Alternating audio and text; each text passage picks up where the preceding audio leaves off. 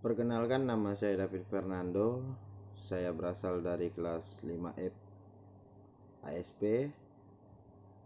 Tujuan pembuatan video ini untuk memenuhi tugas UAS mata kuliah manajemen budaya.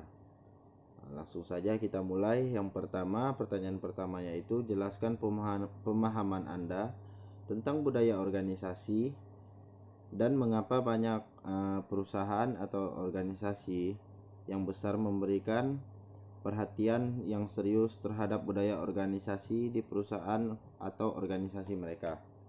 Nah, untuk pertanyaan pertama ini, sebelum saya menjawab, kita harus tahu dulu budaya organisasi. Jadi menurut pandangan saya sendiri, budaya organisasi ini adalah sebuah sistem makna bersama yang dianut oleh para anggota yang membedakan suatu organisasi lainnya. Selain itu juga, budaya organisasi dapat didefinisikan sebagai filosofi, ideologi, nilai-nilai, asumsi, kepercayaan, harapan, sikap, dan norma-norma, serta disebarluaskan oleh para karyawan dan budidaya organisasi. Budaya organisasi sendiri ini sangat penting bagi perusahaan karena menciptakan kelancaran dalam segala aspek yang berjalan di perusahaan. Budidaya organisasi juga memiliki 3 fungsi penting, yaitu sebagai sistem pengawasan, perekat hubungan, dan juga yang terakhir itu saling memahami. Selanjutnya, ciri-ciri perusahaan yang memiliki budaya organisasi. Yang pertama, memiliki identitas resmi, itu udah pasti. Dan yang kedua, mampu memberikan status karyawan. Maksudnya di sini memberikan status karyawan itu ya bisa menerima karyawan dengan status yang jelas.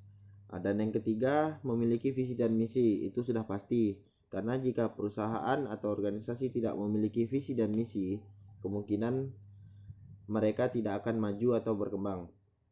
Yang keempat, manajemen mampu bersikap transparan. Maksudnya di sini agar para anggota atau karyawan itu dapat mengetahui maju atau tidaknya suatu perusahaan yang dimanajemenkan oleh seseorang sebagai tugas manajemen.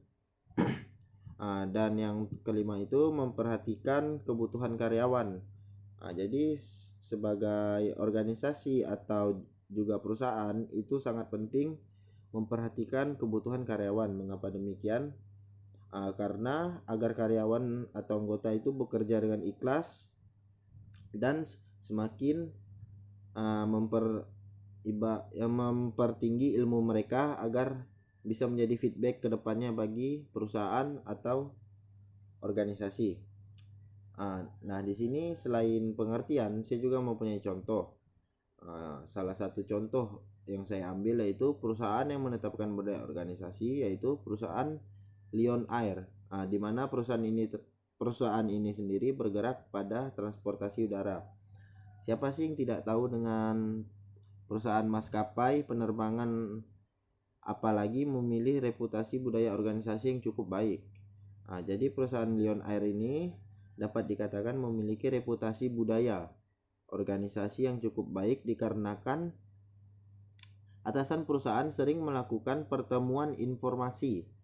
Nah, disinilah yang sangat-sangat diperlukannya sebuah pemimpin atau atasan yang mengerti akan anggota maupun karyawan. Dengan pada karyawan sudah jelas seperti yang saya sebutkan tadi, untuk mendiskusikan ide-ide yang dapat meningkatkan pengembangan perusahaan. Ada juga budaya transparansi. Ini sering dipuji dan menjadi inspirasi bagi para karyawan Lion Air.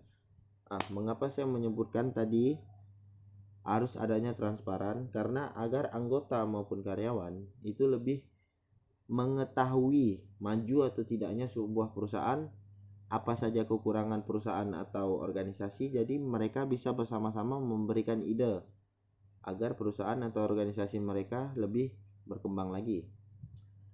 Selain itu juga kita semua perlu memahami bahwa dengan memberikan kebebasan kepada karyawannya dalam berpendapat dan juga dapat memudahkan kultur positif terbentuknya antara karyawan dan perusahaan. Nah, jadi para karyawan akan sadar bahwa mereka dapat tumbuh bersama dengan perusahaan tersebut. Nah, itu penjelasan untuk nomor 1. Selanjutnya untuk nomor 2, jelaskan pemahaman Anda tentang keragaman dalam organisasi dan mengapa pemimpin organisasi harus memberikan perhatian terhadap keragaman dalam organisasi mereka. Nah, pertanyaannya sudah jelas tadi, sudah saya bacakan. Menurut gambaran saya sendiri, keragaman organisasi adalah suatu kondisi pada kehidupan masyarakat. Dengan keragaman organisasi dapat memperoleh berbagai pandangan. Maksudnya di sini keragaman organisasi ini sangat membantu kita untuk lebih maju lagi, agar organisasi yang kita jalani saat ini bisa berkembang bahkan lebih dari organisasi yang lain. Itu sudah jelas. Nah, kemampuan sudah jelas, menambah kemampuan dengan kita berorganisasi. Kemampuan kita, ilmu kita, atau bahkan pengalaman kita itu lebih bertambah. Dan berbagai hal untuk mengatasi permasalahan di organisasi atau perusahaan, dan dapat juga meningkatkan efektivitas perusahaan. Keragaman organisasi juga terdapat 2 tingkat. Nah, di penjelasan tadi sudah jelas, sekarang kita bahas 2 tingkatnya. Yang tingkat pertama itu keragaman tingkat permukaan, yaitu perbedaan dalam karakteristik. Maksudnya di sini tidak semua perusahaan itu sama karakteristiknya. Misalnya saya mempunyai perusahaan yang bekerja di bidang pangan atau makanan, itu tidak sama dengan sebuah perusahaan yang bekerja di bidang teknologi seperti contohnya TV, handphone, dan lain-lain. Nah, yang kedua, keragaman tingkat dalam, yaitu perbedaan dalam dalam nilai, kepribadian, dan keinginan kerja. Itu dari diri kita sendiri.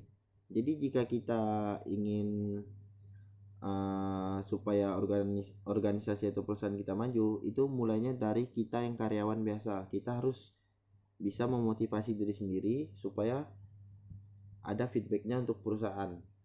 Baik, sekian penjelasan dari saya. Mohon maaf jika ada kurang kata. Jika ada yang salah, saya mohon maaf kembali. Akhir kata saya ucapkan terima kasih.